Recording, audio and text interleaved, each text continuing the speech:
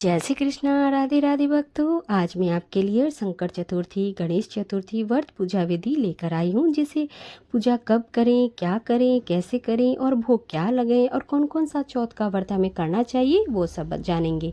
तो सौभाग्यवती सुहागन बहनों, ये तो आप जानती हैं कि हमारा भारतवर्ष जिसे त्योहारों व पर्वों का देश कहा जाता है, जिसमें वर्ष भर में सुहागन बहनें तेरे चौथ करती है। यदि कोई तेरे नहीं करे तो 5 चौथ तो करनी चाहिए।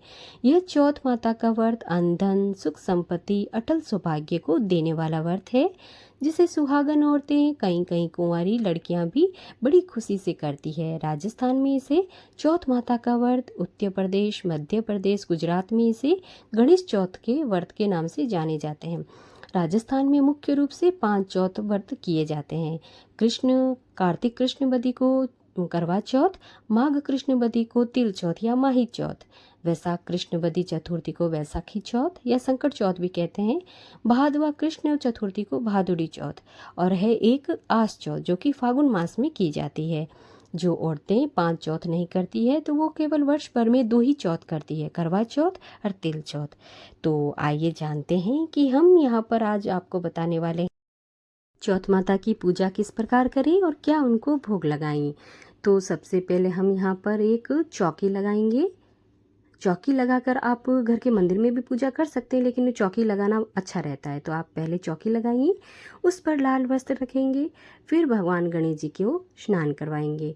तो यहाँ पर मैंने एक पात्र लिया है, उसके अंदर मैं स्वास्तिक बनाऊंगी, फिर गणेश भगवान को विराजमान करूंगी। आप चाहें तो शिव परिवार की प्रतिमा है तो वो रख सकते हैं, नहीं तो कोई भी रूप हो आप गणेश भगवान का, उसको विराजमान करके पूजा कर सकते हैं। और वैसे न हो तो आप सुपारी रखकर भी पूजा कर सकते हैं। तो सबसे पहले हम शुद्ध जल से स्नान करवाएंगे, उसके बाद में गणेश भगवान को कच्चे दूध से स्नान करवाएंगे। आप चाहें तो पंचामृत से भी स्नान करवा सकते हैं, नहीं तो आप केवल शुद्ध जल से भी स्नान करवा के पूजा कर सकते हैं। अब उनको हम चावल का आसन देकर विराजमान करेंगे। फिर उसके बाद में हम दीप प्रज्वलित करेंगे। दीपक पूजा का साक्षी माना जाता है। फिर उसके बाद में हम एक थाली लेंगे, उसके अंदर हम स्वास्तिक बनाएंगे बीच में, और एक साइड में हम चांद बनाएंगे और दूसरी साइड में सूरज बनाएंगे। तो पूजा तो एक ही होती है, मगर सबका करने का तरीका अलग होता है।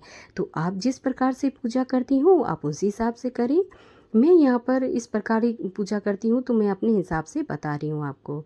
अब हम इनको वस्त्र रूपी कलावा चढ़ाएंगे, अक्षत और भोग अर्पित करेंगे। उसके बाद में हम यहाँ पर उनको पुष्प समर्पित करेंगे।